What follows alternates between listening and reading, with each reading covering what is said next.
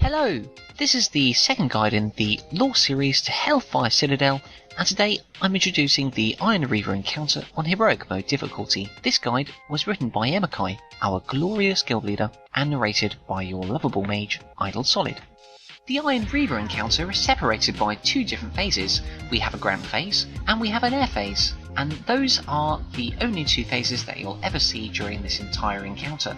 Now, the phases only change when the energy bar triggers at 100 energy. Now, the ground phase lasts 2 minutes, and the air phase lasts 1 minute, and we'll be taking the boss in the centre of the room. So the first part we're going to cover is the ground phase, and for tanks, we have to deal with the artillery debuff. After 13 seconds, the boss will fire a rocket at the tank that deals damage to the raid.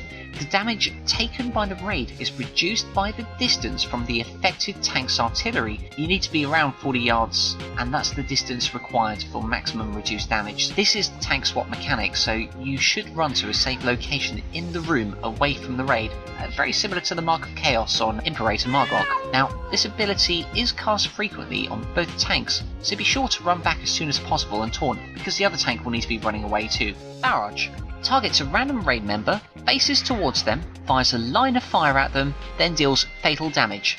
Now, her left foot is a good indication of where the fire will go, not her torso. This determines our raid positioning, so please try to place it next to an existing immolation patch, but ultimately you need to make sure that you don't get hit above all else. Immolation, the fire from barrage, will remain on the ground as a void zone. If you step into it, you will get a stacking fire dot.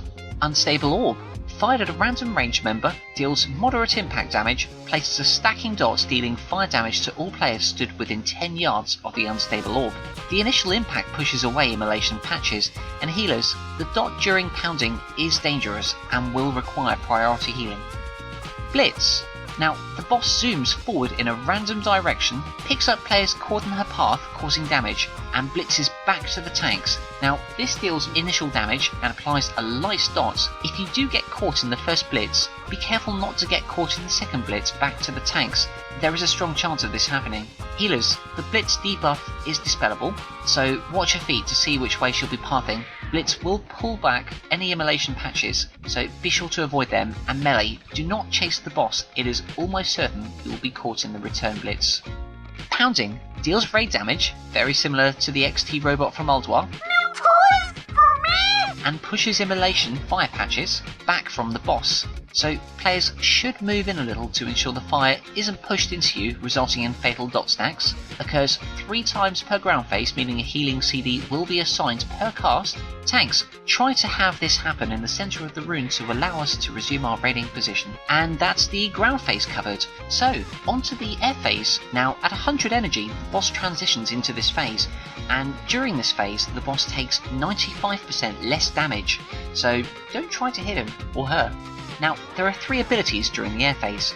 The artillery. Now, this will now target 3 ranged members instead of the tank, and it does exactly the same as the ground phase, so run it as far away from the raid as possible, but make sure you're not stood on top of each other. Now, there are also fuel streak and flash fires, and this lines the floor with petrol, and then shortly afterwards ignites, causing even more immolation pulls. And there are patches in the fuel streaks that are clear to stand in if you're caught in the middle of it. Firebomb.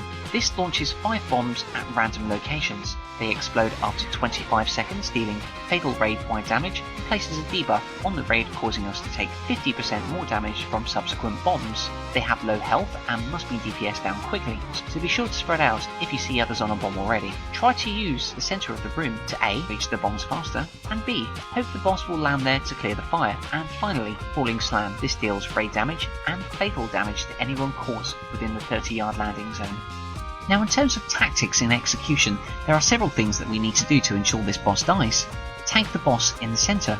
Ranged and healers spread in a semicircle behind the boss. Tanks, run directly behind yourself with artillery, thus away from the raid, and never run out with your debuff until the other tank has returned. You should have 5 seconds to run away to ensure the other tank has taunted before you run. Healers, dispel blitz. Everyone, move near the boss before pounding is cast to avoid having immolation patches hit you and be in range for healing. During the air phase, artillery, try to ensure that you use all corners of the room if you're targeted, and remember that the boss will cast 3 fuel streaks and 3 sets of bombs, which are 20 seconds apart, before returning to the ground phase. If necessary, use roars and speed buffs to get out of falling slam. Raid CDs, Heroism or Time Warp on the pull. The tanking legendary ring is helpful here to help soak artillery strikes. If you have low health when running away, we can just heal the current tanking tank to heal up the other tank. And the DPS legendary ring, first with Heroism, second every ground phase when everyone is in position, don't waste DPS. And the healing legendary ring, every first pounding cast per ground phase, Emakai will cast. Now, our actual raid CDs for the healers are going to be Divine Hymn, which is every first pounding cast. This synergizes well with 10% healing received and the legendary effects. Ori's Trank, which is going to be cast every second pounding. HTT, which is every third pounding cast. Divine Aegis, every third pounding cast, so this will be used in conjunction with the healing tie totem. SLT, as and when needed, and Power Word Barrier, as and when needed.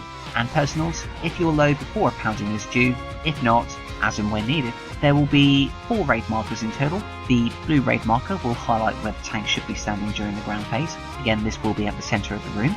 And there will be 3 random colours which will be used to highlight where the range should be stood to form a semicircle behind the boss. Thank you for listening to the second guide in the Hellfire Citadel series for the 6.2 patch, and remember to visit the forums on loreqt.engine.com for the latest Emakai tutorials narrated by your local mage, Idle Solid.